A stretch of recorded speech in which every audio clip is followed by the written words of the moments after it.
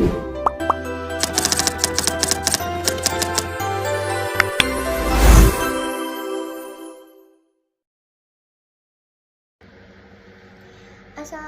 warahmatullahi wabarakatuh. Perkenalkan, nama saya Vila Afifta Hunaya dengan NIM 012. Saya akan menjelaskan tentang cyber ethics for coach, tentang privasi atlet di sosial media. Yang pertama, adanya ancaman sosial, keamanan, dan privasi. Penyalahgunaan data pribadi, resiko kebocoran data digital tetap akan terjadi di tahun 2026. Informasi pribadi yang tidak sengaja terekspos dalam foto atau dokumen dan latar belakang itu dapat disalahgunakan. Yang kedua, adanya pelecehan terkait judi online. Berdasarkan studi terbaru seperti laporan NCAA 2026, atlet sering menerima pesanan atau ancaman pelecehan dari oknum yang kalah taruhan dalam pertandingan mereka. Yang terakhir, adanya doxing dan stalking. Yang kedua, jejak digital dan karir. Pengawasan klub dan sponsor dan banyaknya tim olahraga kini memiliki kebijakan tetap mengenai penggunaan media sosial. Hal ini juga mengganggu di kesehatan mental. Paparan terus-menerus terhadap kritik tajam dan perundungan cyber atau cyberbullying setelah kekalahan dapat memicu kecemasan, depresi, dan penurunan performa atlet. Yang terakhir, adanya batasan etika penggemar atau konsen dari persetujuan. Mengambil foto atlet secara sembunyi-sembunyi saat mereka sedang beraktivitas pribadi seperti makan bersama keluarga, mengunggahnya tanpa izin adalah pelanggaran privasi.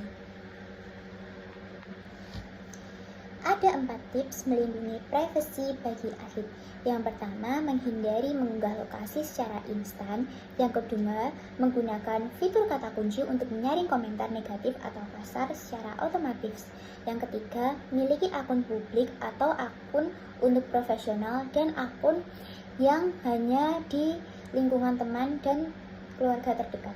Yang terakhir, selalu aktifkan two-factor authentic untuk mencegah perekatan akun.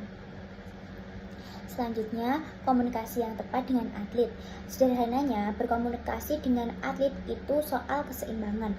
Kita harus menyampaikan informasi secara jujur dan tegas atau profesional, namun tetap menghargai kondisi fisik mental yang sering terkuras. Itu adalah hal yang manusiawi.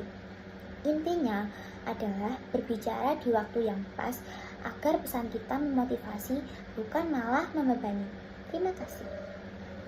Baik, di sini saya akan menjelaskan tentang cyber ethics for coach, mengatasi cyberbullying antar atlet. Cyberbullying bisa terjadi di dalam tim dan berdampak buruk pada mental serta performa atlet. Oleh karena itu, pelatih harus sigap dalam menangani masalah ini.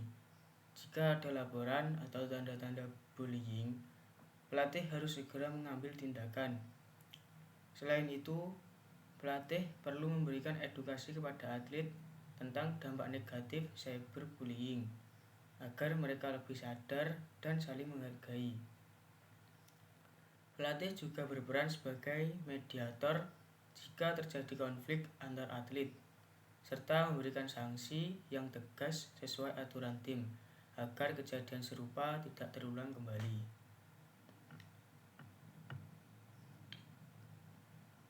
Next, di sini ada penjelasan mengenai boundary profesional online. Seorang pelatih harus mampu menjaga batasan profesional dalam dunia digital. Hal ini bisa dilakukan dengan tidak menjalin hubungan yang terlalu dekat secara personal dengan atlet di media sosial. Pelatih juga sebaiknya memisahkan akun pribadi dan akun profesional agar tidak tercampur. Selain itu, pelatih harus menghindari komentar yang bersifat emosional atau terlalu pribadi. Menjaga jarak profesional sangat penting agar hubungan tetap fokus pada tujuan utama, yaitu pengembangan kemampuan dan performa atlet. Nama saya Yogi Firmansyah Ramadhani, NIM 2022 25112084 dari kelas 2025C. Oke, di sini saya akan membacakan tugas presentasi literasi digital, itu cyberbullying awareness campaign nomor 1, mengenal cyberbullying. Cyberbullying sendiri adalah segala bentuk perundungan yang terjadi di dunia digital untuk atlet muda. Ini sering muncul dalam bentuk komentar negatif di media sosial. Contoh, main jelek banget, gak pantas jadi starter, gak pantas dimainin, gak pantas diituin. Komentar-komentar negatif itu yang sangat bisa membuat mental pemain-pemain atau mental atlet menjadi down. Yang kedua, DM atau chat berisi hinaan atau ancaman, bisa dari lawan, penonton, bahkan fansnya sendiri. Biasanya DM atau chat ini berisi hinaan kayak, kalau kamu nanti main kita akan gini. Fans akan menuntut seperti itu. Oke, yang ketiga ada penyebaran konten memalukan. Video kesalahan saat pertandingan disebar dengan caption merendahkan. Penyebaran konten memalukan, video kesalahan saat pertandingan, contohnya saat kita bermain jelek, video itu saja yang ditontonkan, tapi video-video yang kita bermain bagus tidak ditontonkan kepada orang lain. Itu dengan tujuan untuk merendahkan atlet-atlet tersebut. Oke, terakhir, dikucilkan secara online, tidak dimasukkan grup tim atau dibicarakan di belakang. Ciri utama, dilakukan berulang, menyakitkan dan menyerang mental. Dikucilkan secara online ini maksudnya yaitu tidak dimasukkan grup tim atau tidak dianggap oleh fans-fansnya sendiri dan sebagainya. Oke. Untuk yang kedua ada dampak pada mental health. Cyberbullying bukan hal sepele, terutama untuk atlet yang sedang berkembang. Menurutnya, rasa percaya diri atlet jadi takut tampil dan ragu dengan kemampuan sendiri. Kedua, stres dan kecemasan berlebihan, takut membuka HP, takut dinilai orang. Gangguan tidur dan fokus latihan, pikiran terganggu, performa menurun. Depresi dan kehilangan motivasi bisa membuat atlet ingin berhenti dari olahraga. Terakhir, dampak jangka panjang, trauma, burnout, bahkan menarik diri dari lingkungan sosial. Dengan hal-hal tadi, dampaknya sangat berpengaruh pada atlet-atlet. Bisa jadi akan membuat atlet itu mogok latihan atau mogok bertanding lagi, dan atlet akan merasa down, sangat-sangat down ketika sudah melihat HP dengan komentar cacian-caciannya dari fans-fansnya sendiri seperti itu. Oke, mungkin itu saja yang saya bisa jelaskan. Selanjutnya akan dilanjutkan oleh teman saya. Nama saya Diva Aditya. NIM saya 25120844020. Di sini saya akan melanjutkan materi yang sebelumnya disampaikan oleh teman saya, Mas Yongki. Nah, saya akan membahas selanjutnya yaitu cyberbullying awareness campaign, yaitu cara meminta bantuan. Nah, cara meminta bantuan yaitu seperti yang pertama, 1. Simpan bukti cyberbullying di screenshot atau chat. Nah, yang kedua, blokir akun pelaku. Nah, yang ketiga, laporkan ke platform media sosial. Nah, selanjutnya bisa diceritakan kepada yang pertama ada orang tua, terus pelatih, guru, dan konselor, dan lain-lain. Next, selanjutnya yaitu materi support sesama atlet. Nah, kita sesama atlet itu jangan saling menjatuhkan, tapi kita saling support, mendukung.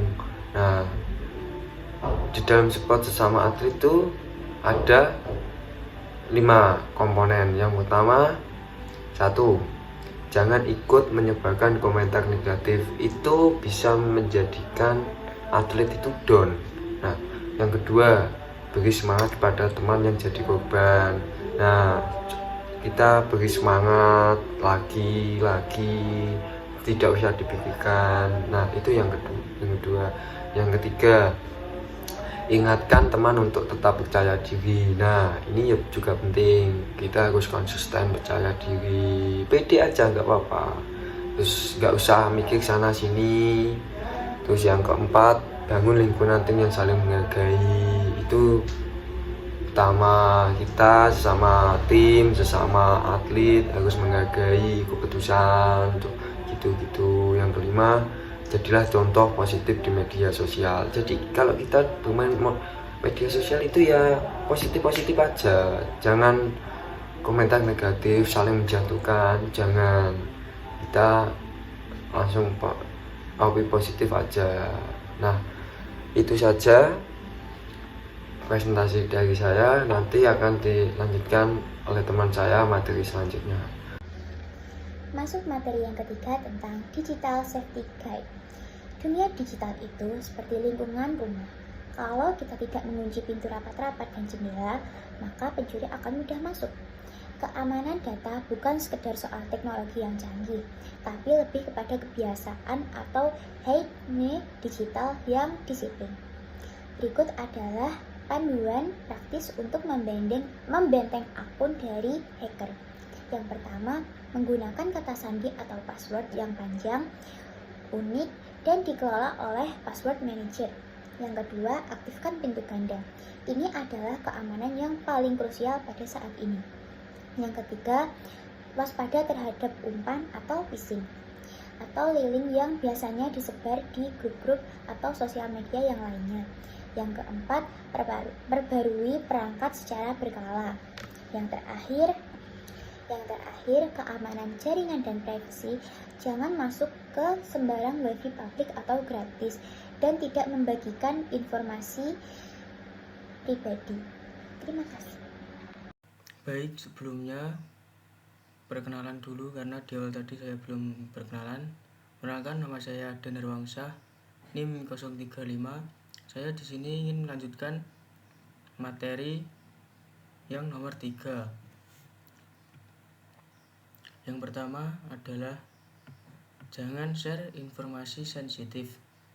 Apa itu informasi sensitif? Informasi yang bersifat pribadi dan hanya boleh diketahui oleh pemiliknya karena dapat digunakan untuk mengakses akun atau identitas. Contohnya adalah password dan PIN, kode OTP, data pribadi seperti NIK, alamat, nomor HP, dan data rekening atau kartu bank. Mengapa berbahaya? Jika informasi ini bocor, orang lain bisa mengambil alih akun atau kena hacking, melakukan penipuan atas nama kamu, menguras saldo atau menyalahgunakan identitas. Tips aman: jangan pernah membagikan data rahasia, bahkan jika diminta oleh pihak yang mengaku resmi, gunakan verifikasi 2 langkah untuk perlindungan tambahan. Hindari menyimpan password di tempat yang mudah diakses. Kesimpulannya adalah jaga data pribadi seperti kamu menjaga kunci rumahmu. Jadi kita itu harus benar-benar menjaga tentang pribadi kita agar tidak mudah diakses orang lain. Next, selanjutnya ini adalah kenali phishing dan scam. Apa itu phishing? Phishing adalah metode penipuan di mana pelaku berpura-pura menjadi pihak terpercaya, bisa menjadi bank, aplikasi, dan lain-lain untuk mencuri informasi penting. Bagaimana cara kerjanya? Yang pertama, pelaku mengirim pesan atau email atau link palsu. Korban diarahkan ke website tiruan. Yang ketiga, korban diminta memasukkan data pribadi. Berikut ciri-ciri phishing. Yang pertama, link aneh atau tidak sesuai. Contoh, domain salah eja. Pesan bernada panik atau mendesak, meminta informasi sensitif seperti OTP atau password. Tampilan mirip asli tapi ada kejanggalan kecil. Contoh scam, undian atau hadiah palsu, penawaran diskon tidak masuk akal, akun palsu yang menyamar sebagai teman atau perusahaan. Cara menghindarinya adalah selalu cek sumber sebelum klik, ketik langsung alamat website resmi. Yang keempat, jangan mudah percaya dengan iming-iming hadiah. Yang terakhir, laporkan jika menemukan aktivitas mencurigakan. Kesimpulannya adalah penipu memanfaatkan kelengahan, tetap waspada sebelum klik apapun. Jadi kita itu harus berhati-hati dalam mendapatkan informasi. Nah, bisa jadi nanti kalau seperti ini ada link yang scam atau phishing. Selanjutnya akan diteruskan oleh teman saya. Oke, untuk yang slide yang terakhir yaitu adalah backup data penting. Apa itu backup data? Backup data adalah proses penyimpanan salinan dan data penting di tempat lain agar tidak hilang saat perangkat rusak, terkena virus atau terhapus. Oke. Mengapa backup data penting? Mencegah kehilangan data penting. 2. Melindungi dari serangan virus atau malware. 3. Mempermudah pemulihan data agar menjaga keamanan dokumen pribadi. Data yang wajib di backup, foto dan video penting, dokumen tugas atau kuliah, kontak penting, file kerja, password di aplikasi aman. Cara backup data yang aman, gunakan cold storage, contoh Google Drive, iCloud, OneDrive. Ketiga, simpan di perangkat eksternal. Yang keempat, hard disk. Yang kelima, lakukan backup secara rutin. 6, minimal seminggu sekali. 7, gunakan password kuat. Yang 8, untuk melindungi file backup. 9, aktifkan verifikasi 2 langkah. Oke, sekian video presentasi dari kami. Wassalamualaikum warahmatullahi wabarakatuh.